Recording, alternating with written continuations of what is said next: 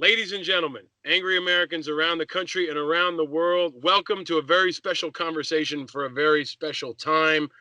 We are very, very humbled and grateful to be joined from Baghdad, Iraq, by the great and powerful Colonel Miles B. Caggins III. How are you, my friend? Paul, it's great to be on the air with angry Americans.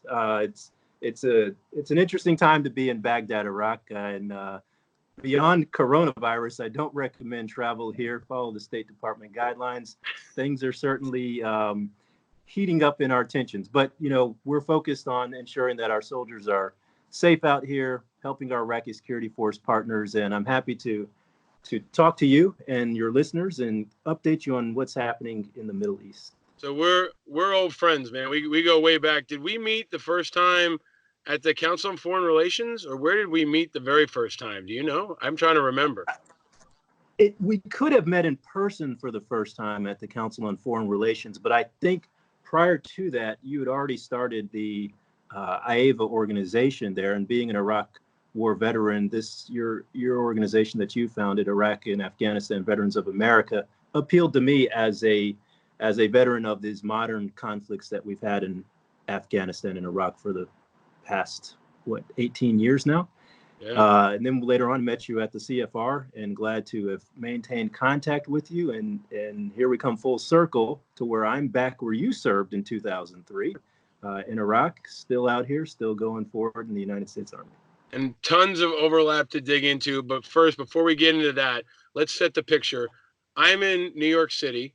We are, pretty much on lockdown. Families are locked down.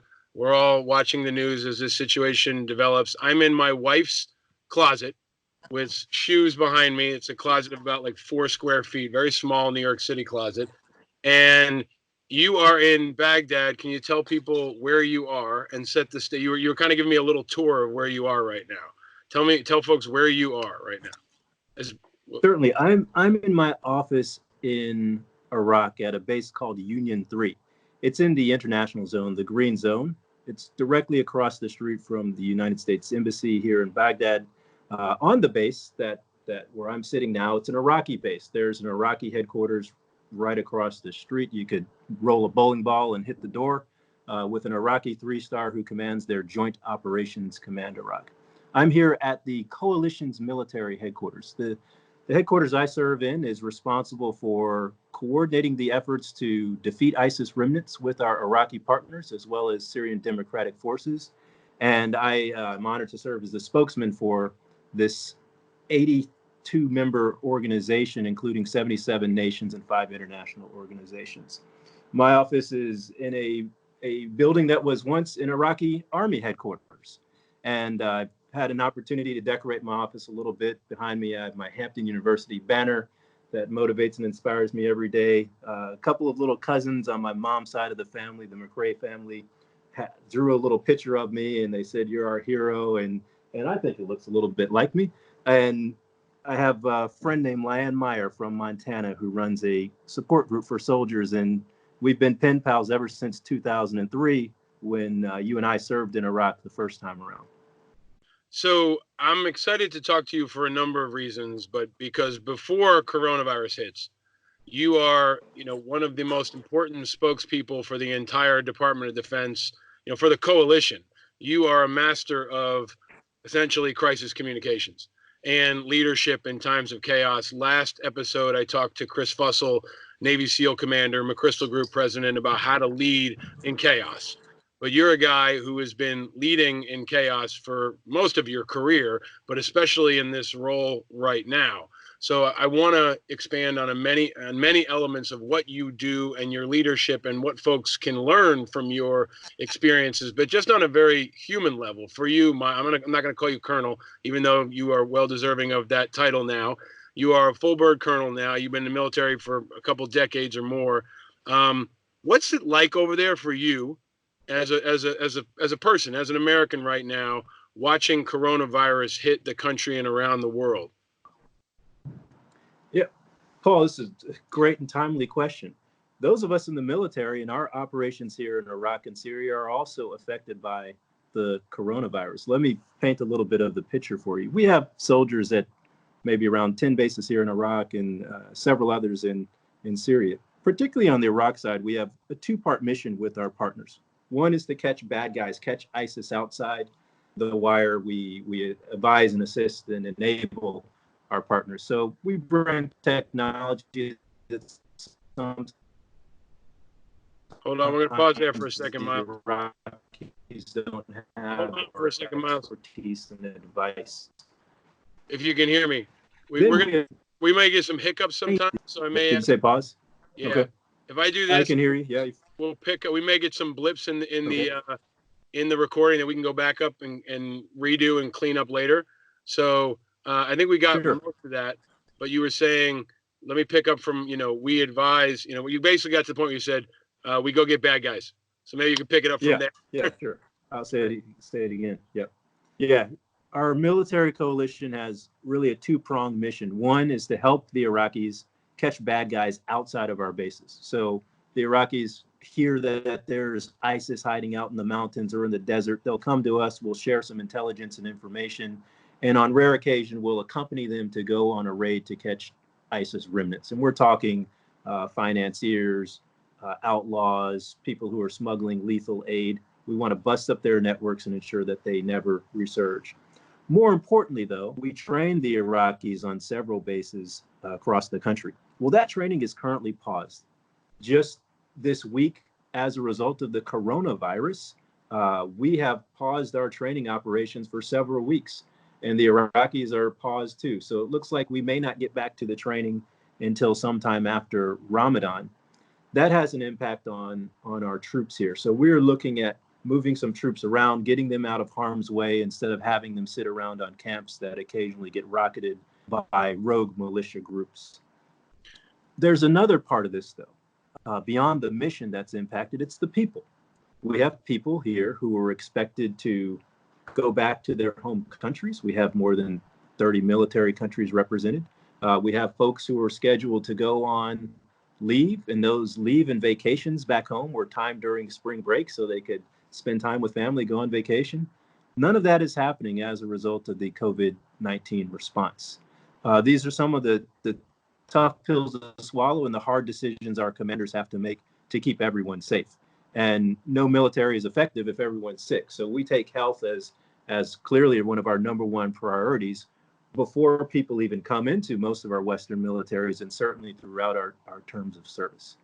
So to paint the picture, there's a guy or a gal who's been there maybe 6 months or a year, has been planning for a year to come home, maybe was going to go to spring break in Disney World with their kids, or maybe somebody was going to get married.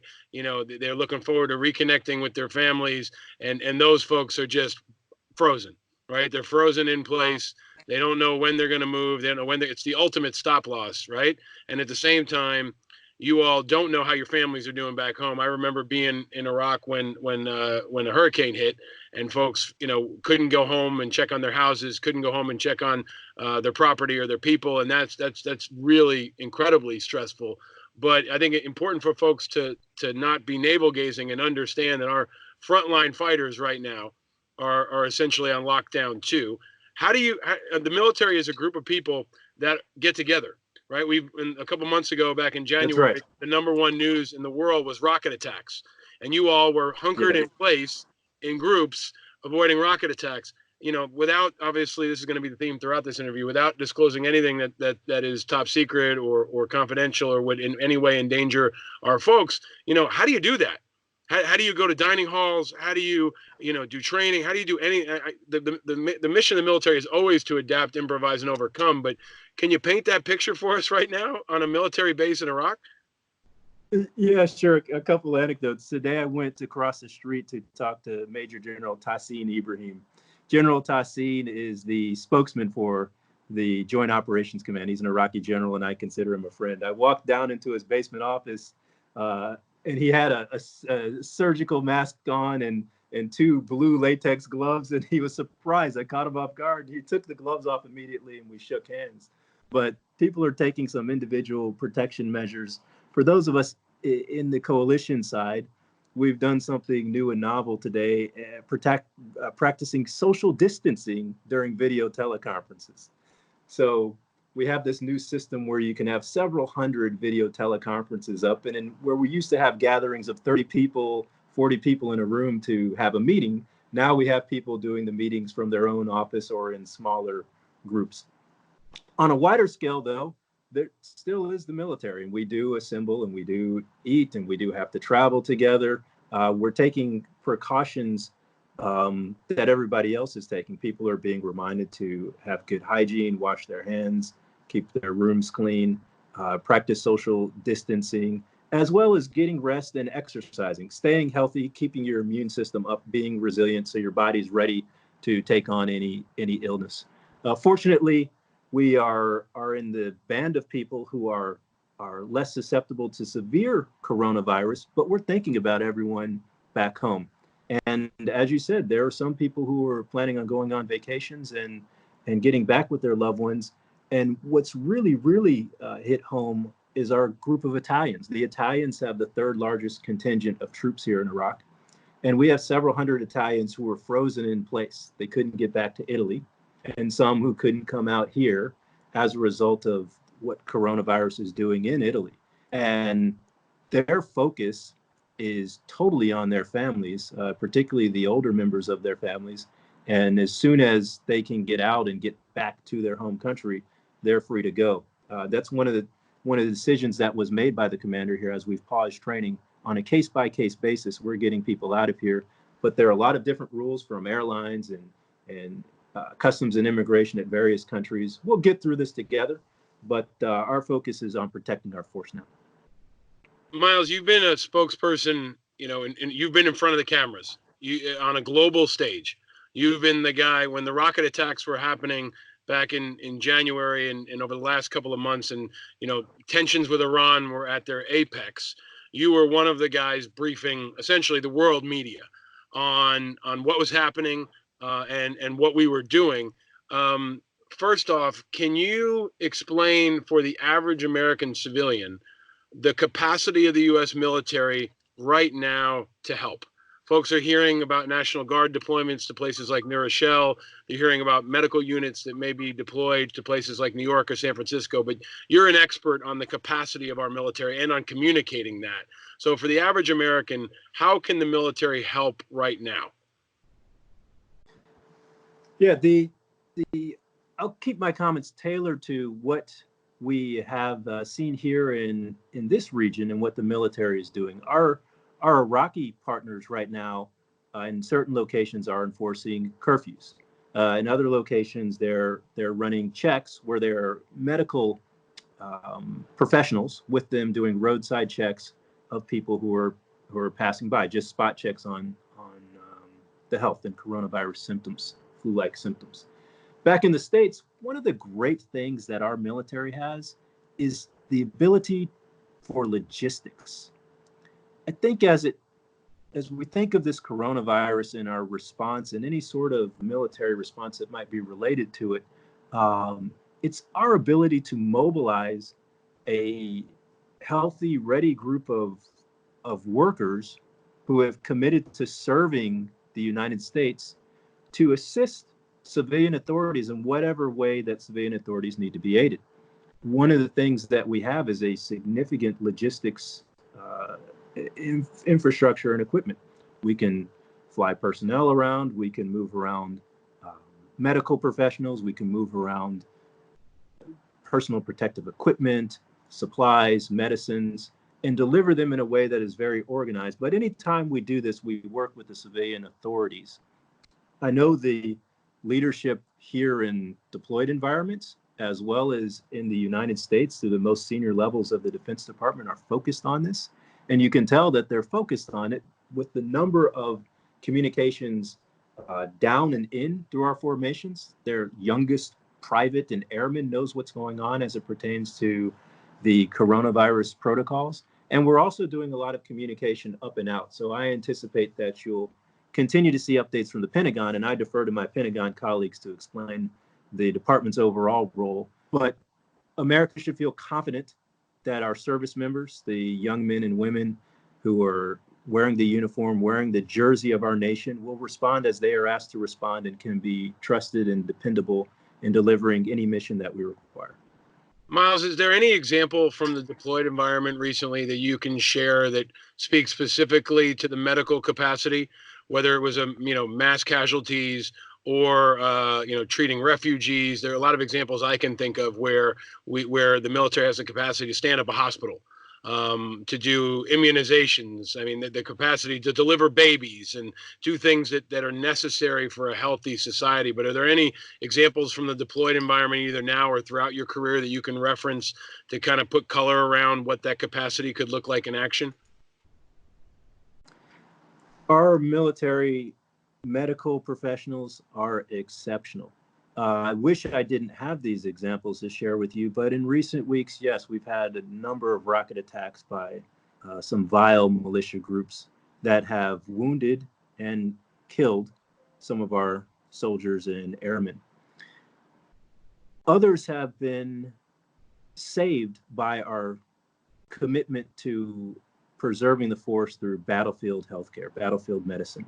We had rockets land, and from the time of rockets landing, between then and the next 60 minutes, we had people flown on Black Hawk helicopters through the night to a hospital at the Baghdad airport, a military hospital, where life-saving surgery was conducted.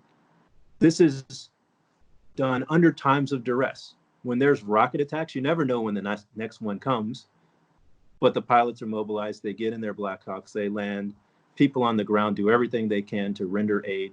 You fly through the night in an atmosphere that could sometimes be dangerous. You land and strangers receive the patients and they're waiting. And most of the time they're waiting with nothing to do. But sometimes the alarms ring out and they have to answer the call and save a life. It's really incredible, the investment that we put into saving our personnel here. Sadly, we had a couple of Marine raiders who were killed a couple of weeks ago in combat operations against ISIS. And it was really tough terrain, mountainous terrain in Makmur Mountains in north central Iraq. And these guys were killed and in a place where they're pretty hard to recover their remains. But, we leave nobody behind on the battlefield. So our special operators responded, trudged through the night, fought ISIS in close combat. In close combat, I mean terrorists who had suicide vests strapped to them, explosive suicide vests, direct close fire engagements where they're firing AK-47s from hidden positions inside caves and behind boulders.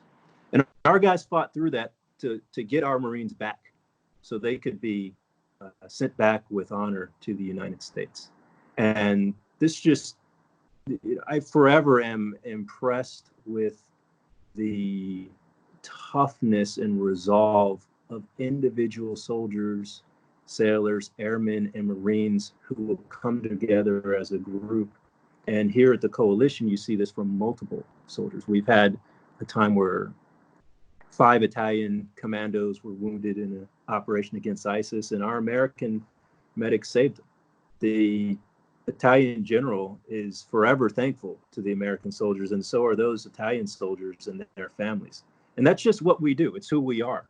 And I know there's probably some young people listening, and if they want to be part of, the best team in America, I say consider the military.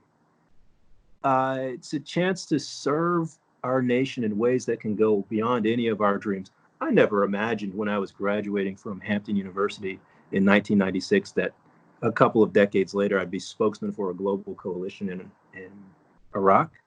But here I am, and I'm happy to talk to the angry Americans, and I believe in what I do. And on the days where my morale might be a little bit lower, I just have to look around me and I can be inspired by the most junior member of my team.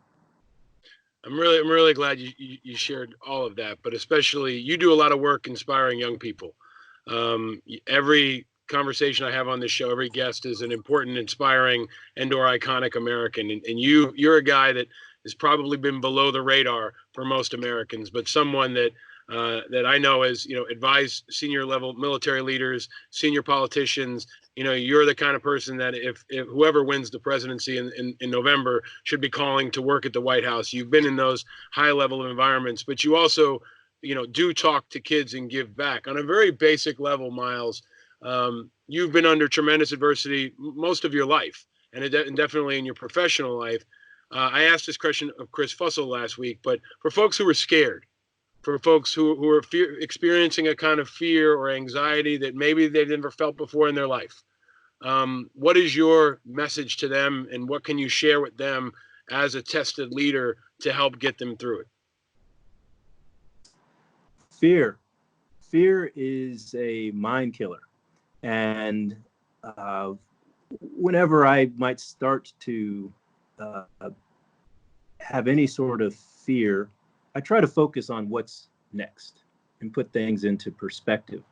But I think there's a way that there certainly is the unknown, but there are things that are known and anticipated. And I think that there's certainly path to overcome fear. And a lot of that is related to preparation. I've got this little leadership philosophy that I call the straight A's for success that I talk to young people about. And also even I've spoken to some different corporations. I'll run through these 5 A's that I have.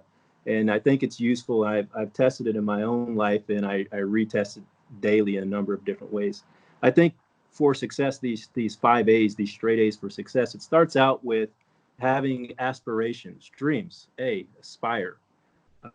Aspiring, and I've seen, and I'm old enough where I've seen people go through transitions in life, and eventually I'll be going through one here as I leave the military in a few years and go into private life. But having aspirations, setting goals is important because you can tack something on the wall and work toward it. And as you have these dreams, as you're in New York, Christopher Wallace, a famous poet from New York, known as Notorious B.I.G., his first song, Juicy, it was all a dream. I used to read Word Up magazine, right? So he even started with a dream. Yeah. Starting with the dream, next you have to acquire 2 things that I say. So aspire, then acquire knowledge and a network. Paul, I consider you part of my network of people. And having a network is important for achieving your dreams. But you also have to have knowledge too. This means simple things like stay in school, but get smart on what you're trying to do. So there may be different types of learning, experiential learning that you have to have. There may be learning from going through arduous time, rigors, trials, all of those things. The knowledge and the network are necessary to the 3rd A, which is achieve. Get out there and do it. Just do it. Achieve your dream. And once you've achieved your dream, you're not done yet. You have to acknowledge the people who helped you out, your parents, your mentor, your clergy leaders, whoever influenced you in life. You should acknowledge them. Send them a thank you note. Pick up a phone, call them, text them, let them know you're doing well. And the last A of the 5 A's is assist. Help somebody else out. What good is it if I'm here as a colonel, if I'm not helping out cadets, lieutenants, captains, majors, and lieutenant colonels become colonels? I tell the majors who are on my team, I say, my job is to train you to be a colonel. And sometimes they looked at me quizzically, but I say, just trust me. And so when we're staying up late, when we're revising things, when I'm preparing you to sit in front of the general and brief, this is all me preparing you to go beyond anything that I'll ever do in the military. And that's what I owe people. And I owe people that because people invested in me. I've got great parents and a ton of mentors, family and friends who have invested in me from birth all the way through this day. I think there are perhaps people in my life who could see me in this role before I could see myself in this role. So my job is to prepare others to be in this role or whatever their dream is, in or out of the military. I love it. I love it. You also sent me a graphic that has this broken down into a video game controller that I'll post on my social media and folks can check out because I think it really effectively communicates the 5 A's that you're talking about. But I also am recognizing the environment we're in now. And as folks who've been in the military, we've been in difficult situations before. I imagine, folks saying to themselves, yeah, but you know what? Coronavirus is coming. and I don't know what to do. I don't know what's going to happen. And you're in Iraq, and you don't know when the next rocket's going to come. So what about people who are listening right now and said, yeah, man, that playbook sounds great, but this is crisis. This is different. All that shit about my dreams and aspirations, this is different now because coronavirus is coming. How do you respond to that new dynamic? Hey, look for the opportunities related to coronavirus. I spend a lot of my day monitoring social media because I live in the information environment. I'm a words warrior out here, and we're in a constant information war against terrorist groups and other regional actors in cyberspace. So one of the things that I've seen are a lot of the fun stuff that people are doing with family at home. People are making some of their favorite recipes. I've seen folks doing these wicked home workouts. Some are practicing dance routines, making the best of these times. 24 hours ago, I was sitting in my office, probably working on a communications plan related to shifting around some troops here. And then all of a sudden, we get an alert that there's been a rocket attack on Camp Taji again. So I'm like, what the heck is going on? Camp 3 times in 1 week? Turned out to be a false alarm. While we're sorting out this false alarm, a couple of explosions happened in a neighborhood not too far from where I'm sitting. So that was a very real thing, but you roll with the punches. You control what you can control and stay focused on living in the moment, and don't worry too much about tomorrow or worry too much about what happened in the past. And I think that's a challenge that all of us have. Sometimes in my own life, I have the challenge of just focusing on the moment and not letting yesterday be the thief of today or tomorrow be the thief of today. So that's all I would suggest. I think that's really helpful. I think America is adjusting to a new normal, and what I want to do on this pod, for as long as necessary, is try to help people hear from leaders who are maybe a little bit farther down the road and have adjusted to a different kind of new normal. You all were operating in kind of a different coronavirus environment before coronavirus hit America, right? Every day you didn't know if a rocket was going to land on your head, a bunch of your friends were going to die, and how you would have to respond to that. You didn't know if one rocket was coming or 50 rockets were coming, right? And some days the entire world was focused on it, and other days you guys were on the back page. So I think that actually does translate well to this new environment where the president is saying, fighting corona has got to be like a war. Many of us are mobilizing in a way we've never seen before. We're going to, I think, become aware of and connected to our military probably more than any other time in modern history. The National Guard is going to be involved. The Defense Department is going to be involved. The VA now is going to be involved. And that's going to be a new normal for folks. But I really appreciate your candor and your perspective, Miles, because folks are going to have to recognize that the snow day is going to be over soon, right? This is after you get to Iraq and after the first month goes by and you realize you're not going home and, this is a different kind of environment, you start to adjust, and your playbook, your 5As are applicable, a month ago if you thought you were going to back to college for the semester, and they're especially important now if you have to mobilize your building or your neighborhood or your family to deal with this threat. So I really appreciate the durability of your message, but also the durability of your leadership. And I want to ask you to maybe drill down on one point that's important. The forever war, as I've called it, our continuing combat operations don't stop for coronavirus. Our troops are still fighting and dying in many countries around the world, and including many of our allies. Can you talk to maybe the unity that you see in your coalition, and among countries of different backgrounds, different languages? I think that can provide a model for what we may see from nations in fighting the coronavirus now. Right. A couple weeks ago, we were all aligned. Many of us were aligned around ISIS. We can take those same coalitions and now fight ISIS. So what did you see in that unlikely coalition at times, and what made it effective?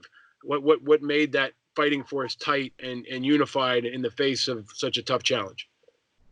Yeah, sure. I want to go back and address one thing. First, when rockets come in, I do get scared. When that alert comes off, incoming with the sirens, my heart starts to beat. When I hear the explosions, I get scared. Adrenaline shoots up, and there's nothing you can do about it. But one thing, over the time of these deployments, is I know what my mission is next, and that's to find out the facts, coordinate with the coalition, coordinate with my Iraqi or Syrian Democratic Forces partners, and get the facts out.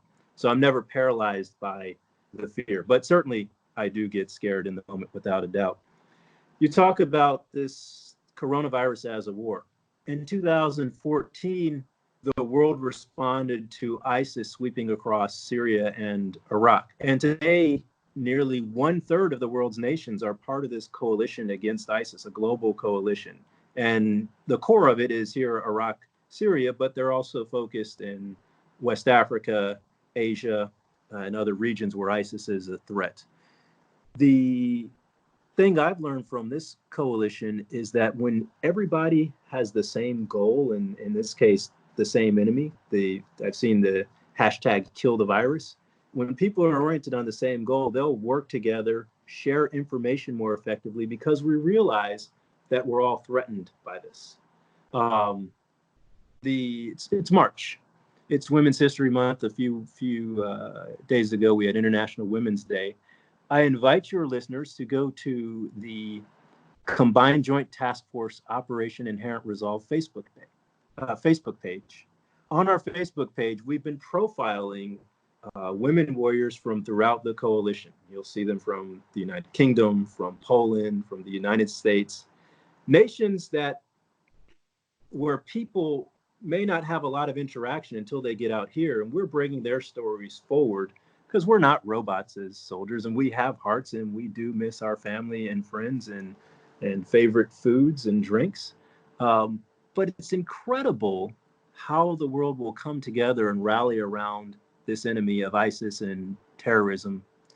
And it's looking like the same type of response is happening as it pertains to COVID-19. One thing, though, I would say is we have to be cautious that we don't become xenophobic, that in this time of threat, that we don't draw into ourselves and point a lot of fingers. Instead, this should be an opportunity for us to rally internationally and work together. I'm certain that the global health community is responding and collaborating, and governmental leaders are certainly talking. And the example of what our service members do here in a place like the Coalition Against ISIS probably sets an example of the way governments can interact across the world to fight the coronavirus threat. And we'll get past this, just like we are coming up on 1 year anniversary of the physical defeat of ISIS territory. We'll lick Corona too. Excellent. I appreciate that, man. So I've been talking to folks about how this show can adapt, improvise, and overcome. And we may move to a more regular show to try to provide information, especially because of our unique connection to the defense, military, and policy community. So I want to provide people with information that is useful. I think the last episode with Chris did that. This episode with you is going to do that as well. I heard a beep. I don't know if that was on your end or mine. It was mine. Yeah, I hope it's not a rocket attack. No. You know that one. Yeah. All right. So let me ask you, what is it like when a rocket attack happens? What do you hear? How do you know a rocket attack is coming? I want to let's use that as an opportunity to help people understand. Yeah, sure. Since October, coalition troops in Iraq have been rocketed more than 20 times at our bases. Sometimes it might be one small rocket, and when I say small rocket, it's a 107 millimeter Katyusha rocket fired, and it lands a kilometer or so outside the base, and you hear a little poof in the distance. Other times we've had barrages where 30 rockets have landed inside our camps and killed or wounded not only coalition troops, but also Iraqis. So these terrorists are indiscriminate, kind of like the coronavirus. They'll go after anything that's in their target range. We have a sense and warn system. So we have these radars that detect things that fly through the air abnormally, and they'll go off if they identify that a rocket is coming this way. And there's an alert, a siren that goes off, a recorded voice that shouts, incoming, incoming, incoming, incoming. You really only get moments to try to find yourself a bunker to hide in. For the most part, if you're if you're in your room or in your office, you'll reach and grab your body armor and helmet, say a quick prayer, and hope for the best. Now, let's back up to January. January 8th, we had a tactical ballistic missile strike from Iran. And there was some warning that the Iranians were going to launch missiles our way. So commanders made decisions to have everyone get to body armor, move into some bunkers where they could. And then these missiles were launched. And this was kind of, a night that I'll always remember as sitting here. I knew something might happen, but you never really believe a ballistic missile might come your way. Mm-hmm. I'm at my desk, and a sergeant major from the 82nd Airborne comes around, bangs on my door. Colonel, get to the basement. Like, what? So grab my stuff, run down to the basement, and wait it out. And we find out that more than 15 missiles landed near our troops in Al-Assad base in the Anbar province of Iraq, and then up in Erbil in the northern Kurdistan region of Iraq. And the first thing you do is have this great sense of empathy and concern, like, holy cow, who do I know at this base? Are they okay? Well, of course, it's hard to communicate in the moment. People are hiding in bunkers. You can't WhatsApp them. You can't Facebook message them. And they're looking to gain accountability. Then the dust settles, and most people are okay. But it gets you focused, Paul. And those times when you were on the ground invasion into Iraq, you've written about it.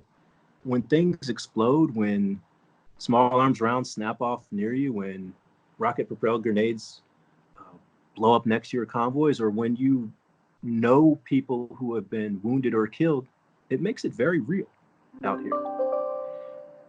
It makes it very real out here. And I can't pretend like this is just a game and that I'm only in an information war. But even with that, I know that sometimes these attacks are for the purposes of information. Sometimes what we see Russians do in northeast Syria, driving around and meddling with our patrols, that's part of their information. We're in what I consider to be a great powers war, not just a competition, a great powers war right now. And it's happening in the information domain. A lot of times people are moving around or even firing rockets that has a kinetic effect because it has a bigger information impact. So what I try to do is to ensure that the public has the facts and the truth as fast as I can get them out. And we're doing some different things here. You've mentioned at the top that I do some crisis communication. Yeah, a lot more than I ever expected. And what I've learned is that audiences here in Iraq and Syria, that's really my primary audience, because they want to know what the heck is happening in their neighborhood. Why is the coalition here? How is the coalition working with our local security forces to keep us safe? But there's also a big audience in the United States. The mom of the aircraft crewman from the Minnesota National Guard, the father of the soldier from Fort Hood, Texas. Those family members, as well as our senior defense leaders and elected officials, are always yearning for information from what's happening here on the ground. And I'm very fortunate to have a team of combat camera soldiers, public affairs soldiers, as well as rank and file Joes and Janes with cell phones that snap pictures, share them up, and we can present to the world what's really going on. It's quite an honor, a privilege, and a joy. And sometimes we do fun things. We can celebrate Women's History Month. We can tag on to other trending themes and topics. And other times it's a very real business of letting you know what the heck is going on with combat operations and our continued operations against ISIS.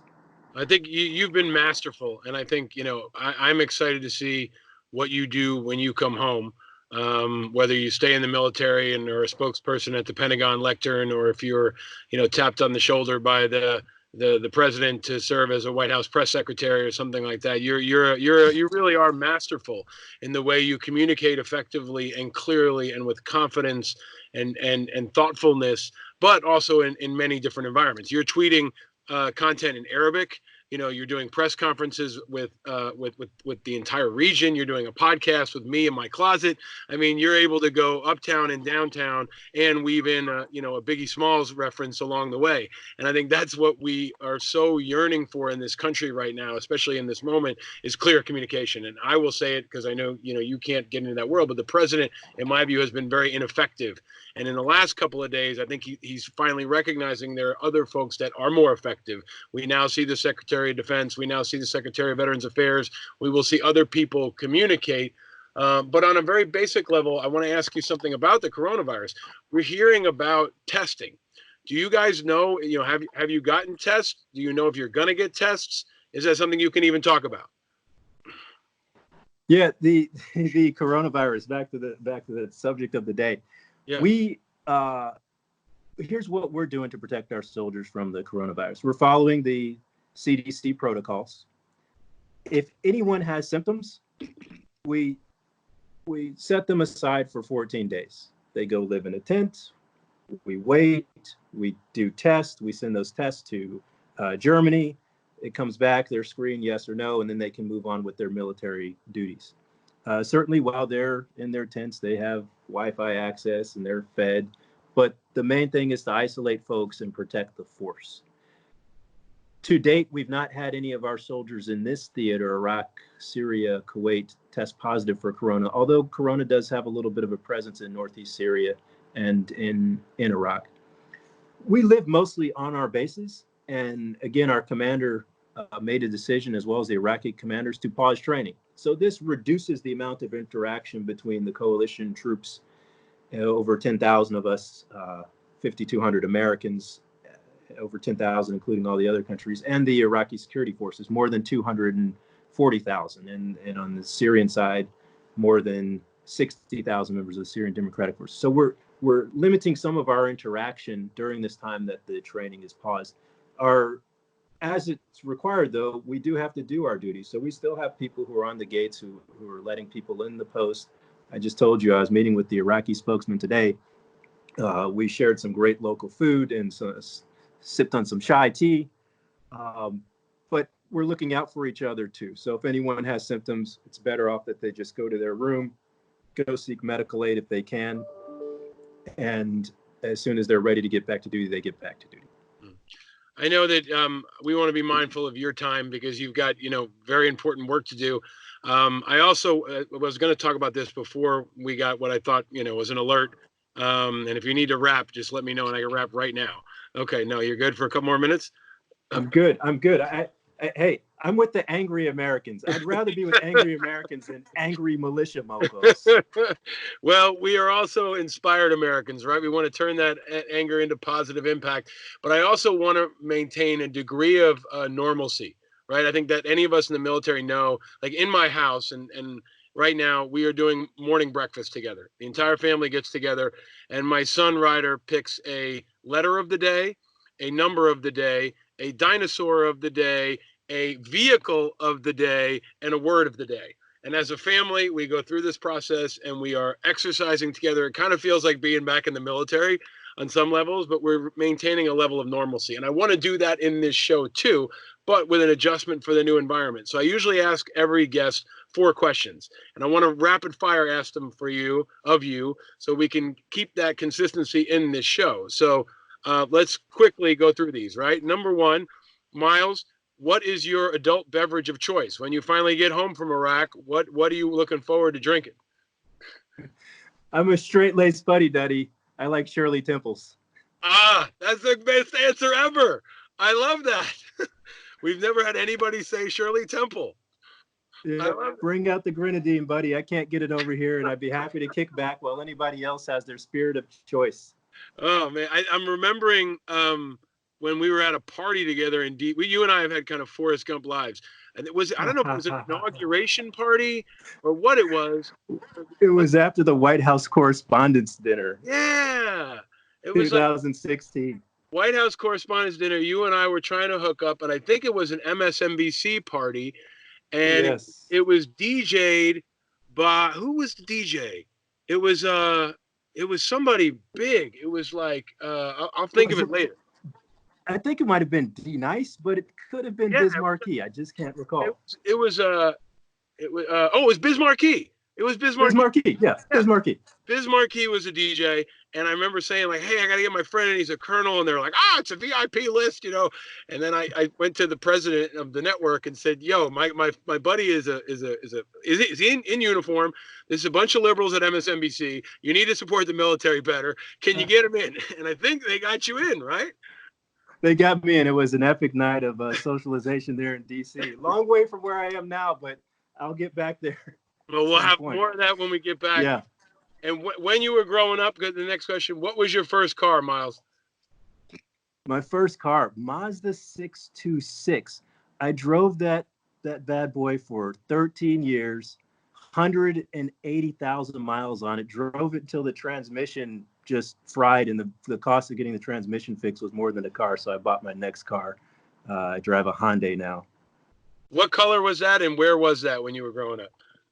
This was after I was commissioned. It was a gray V6 leather interior. Mazda 626, and it had the air conditioners things. They would oscillate. Oh yeah, I used to ride through Germany on the Autobahn, hitting about 110, 120 miles per hour. You couldn't tell me nothing when I was then, but you know what? I still recall scraping the damn bees off of my car because when you drive through towards Kaiserslautern from where I was up in Hanau, in the wine area, there's a lot of bees, and you smack the bees at 100 miles per hour, and those things get burrowed into your paint, man. I love it. I love it. I love it. This vision of you as a young officer on the Autobahn with a Mazda 626 encased in bees, you know, drinking a Shirley Temple is going to be like, you know, when they play you in a movie, there's going to be a scene of that.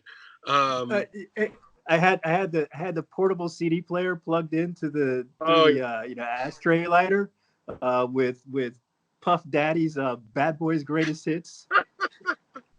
I love it. I love it. All right. Victory album. A couple of the last questions we ask of everybody, and we'll do an abbreviated version. Colonel Miles Caggins, Miles B. Caggins III, which is just an amazing name to write. Every time I write it or I see it, it's an amazing name. I have to tell you that. But what makes you angry and what makes you happy? Yeah, what makes me angry is not totally related to the military, but in general, you know, there's a lot of inequality in the world. And beyond not wanting to see people stepped on or put down, but thinking of the least of these, when people are overlooked, and in the military, it could be leaders, senior sergeants and officers who never want to listen to what the young private or the young Marine has to say, that Lance Corporal, where they don't bring in the views of the youth, where they don't, where people look past people who may be beneath them financially. Anytime people are overlooked, oppressed, put down, this bothers me, and I see it in our country. I see it over here. I see it inside great organizations like the military. And that greatly annoys me. Unnecessary bureaucracy. You know, anybody who works in a large organization, I like flat organizations. I understand rules are rules, but we got to try to cut through and have efficiencies and decide things at the table together, and not have so many meetings before the meetings before the meetings before the meetings. So that's it. That's what makes me angry mostly. But I certainly am a hopeful, optimistic person.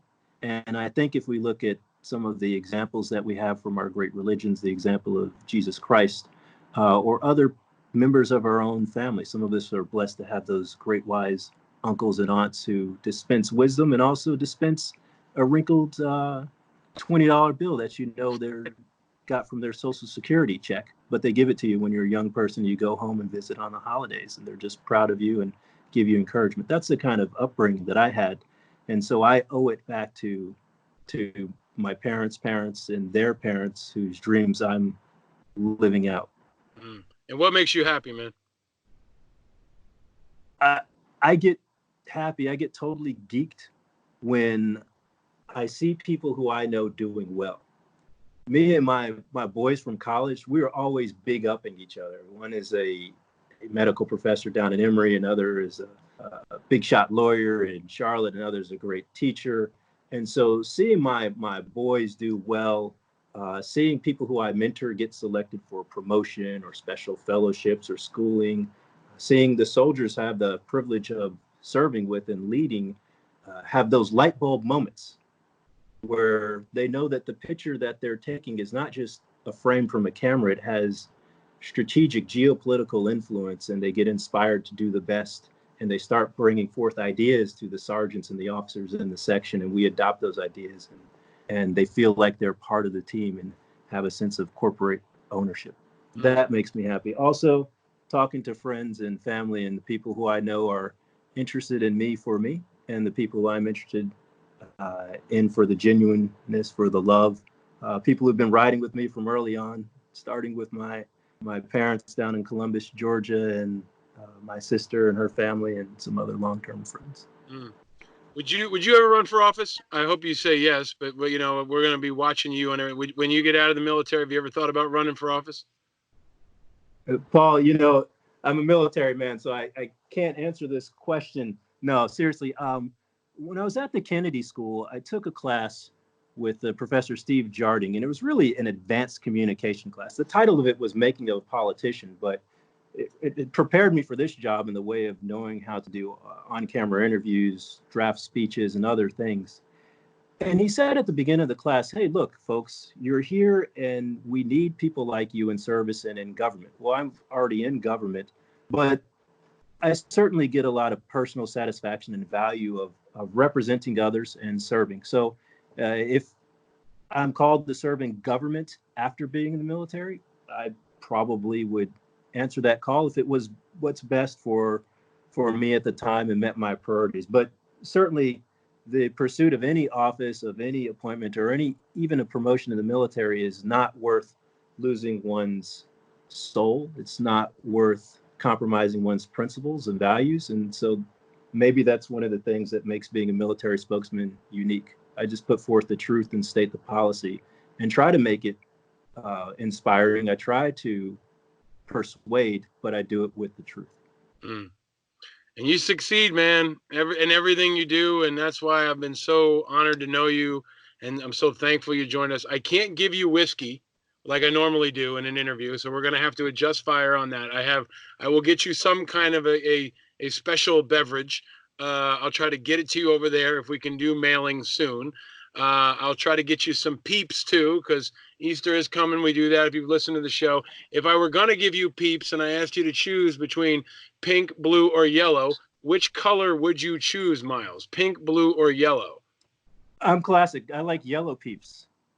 Excellent. All right, now I know what to put in your gift package. Which, by the way, are you guys still getting gift packages? I mean, that's one thing I saw somebody post. Interesting to know. You guys are over there.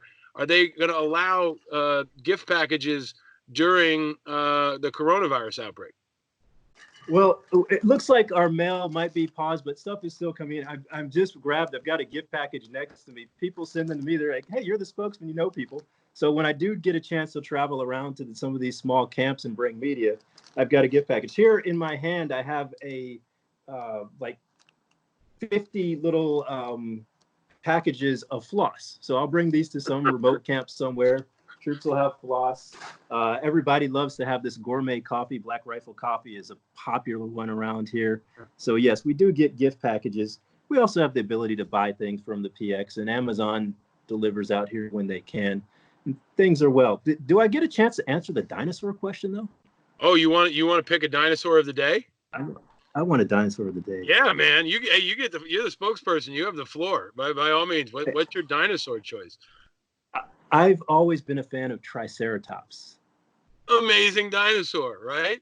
Amazing dinosaur. Beast, offensive, defensive, Triceratops. And just such a cool helmet, and I mean, it just looks cool. It's a cool looking dinosaur, right? Like, yeah, we might like the Marshawn Lynch of dinosaurs. Oh, by the way, I don't know if you've seen it. Westworld. Have you seen the new episode of Westworld?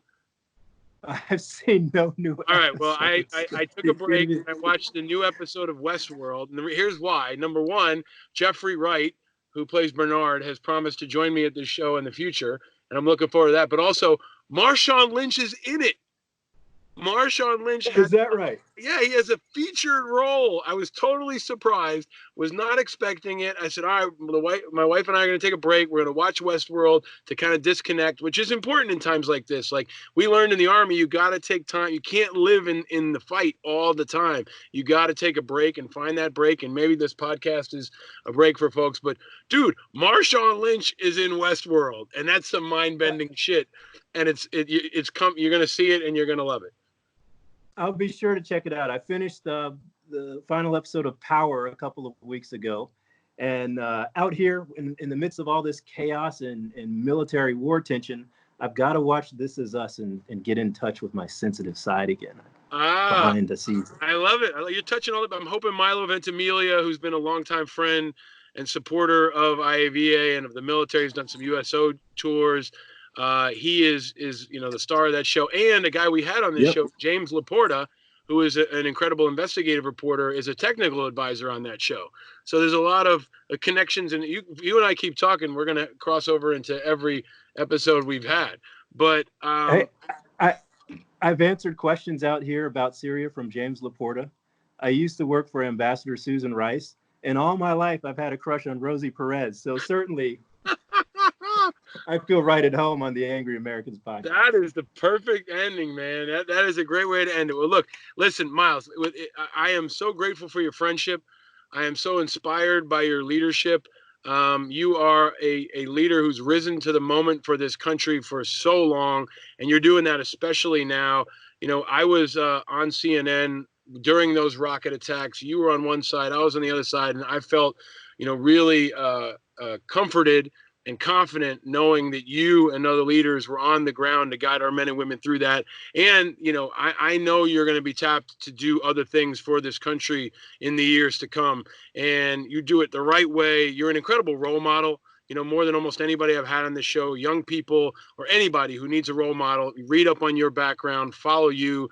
You are a leader that this entire country is proud of. I know Hampton is proud of. I know your family is proud of. But you represent the best of what this country is all about, especially in times like this. So I'm so grateful for all your leadership and for you making the time for this discussion in the midst of everything else going on, man. Well, thanks for having me, Paul. People want to continue to get updates about what's happening here. You can follow me on Twitter at OIRSPOX, OIR Spokes. And then my personal Twitter is at Miles Caggins.